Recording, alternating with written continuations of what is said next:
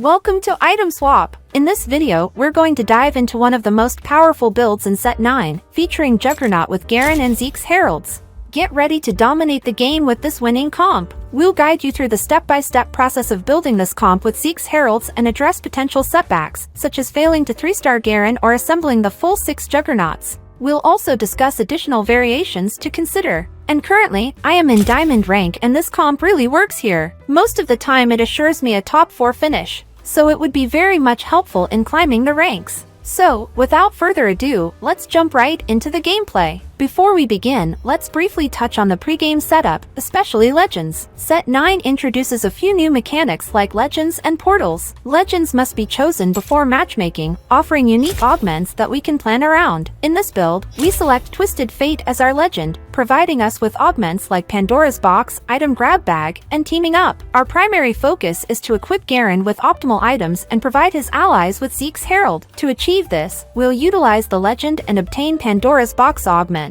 This augment randomizes the items on the bench at the start of each round, allowing us to combine the necessary items when they become available. It also grants us the advantage of selecting desired or high-cost champions, rather than solely focusing on items from the carousel. Now let's explore the gameplay. Portals appear in the first round, and they are randomly selected by the game. The portal rules change accordingly, and there are approximately 30 portals across 11 different regions. For this comp, we have preferred portals like Shuriman Bazaar, the University, the Dreaming Pool, and Hearthhome. Some portals focus on gaining more components and high-tier champions, while others prioritize creating radiant items. We'll discuss the preferable radiant item selection later on. During the early game, our main focus is on crafting essential items for Garen. If we fail to 3-star Garen, we can consider forging items on Darius as part of a hybrid variation of this comp. In this case, we'll utilize only 3 Zeke's Heralds on Warwick. We'll delve deeper into this strategy later. In the beginning, it's advisable to play with a basic build like Ionia. Since it consists of low-cost units, we have a higher chance of obtaining them early on, allowing us to maintain a winning streak and establish a strong economy. During this time, whenever a Juggernaut unit appears in the shop, be sure to collect it. Or we can even play with early Noxus comp or Demisha comp that synergizes with our build. Champions that can be used in early game are Galio, Kayle, Poppy, Jhin, Aurelia, Set, and Samira. As you can see, most of these champions are 1 or 2 costs, so there's a higher probability of getting them. The key champions to be used in this comp are Juggernauts such as Set, Warwick, Garen, Darius, and Aatrox, and other trait champions such as Ionians like Shin and Ahri, then Shurimans like Azir and Xanthi. This can vary according to the variation we go with based on their availability. Once we acquire the necessary items for our main carry, Garen or Darius, we should equip them accordingly. For example, the Bloodthirster, created by combining a BF sword and a Negatron cloak, provides Omnivamp and healing based on the damage dealt. It's best suited for melee champions rather than ranged ones. Similarly, Ginz's Rageblade, formed by combining a needlessly large rod with a recurve bow, grants bonus attack speed and can be particularly effective on champions like Samira or Jhin during the early stages, giving us an edge over opponents in the early rounds. And only after forging these items, we should focus on forging Zeke's Herald. To obtain Zeke's Herald, we need to combine a BF sword with a Giant's Belt. This item enhances the attack speed of the holder and adjacent allies, making it crucial for our strategy. Now, let's talk about the first augment. Since it's predetermined by our chosen legend, we don't need to consider other augments for this round. The only variation is whether it is a silver, gold, or prismatic augment, which can work in our favor based on the already mentioned portal rules. If we receive a prismatic augment, we also gain a radiant item. This raises the question of which radiant item is most suitable for this comp. To determine that, we need to identify the ideal items for our main carry, Garen or Darius. As previously mentioned, Bloodthirster and Ginz's Rageblade are essential items to forge, while other AD-based items like Titan's Resolve, Hand of Justice, and Giant Slayer can also be crafted. Considering the stats and effects of the items, Zeke's Harmony emerges as a superior choice for the radiant item in this build compared to options like Ginz's Reckoning or Blessed Bloodthirster. Statistically, Zeke's Harmony provides 10%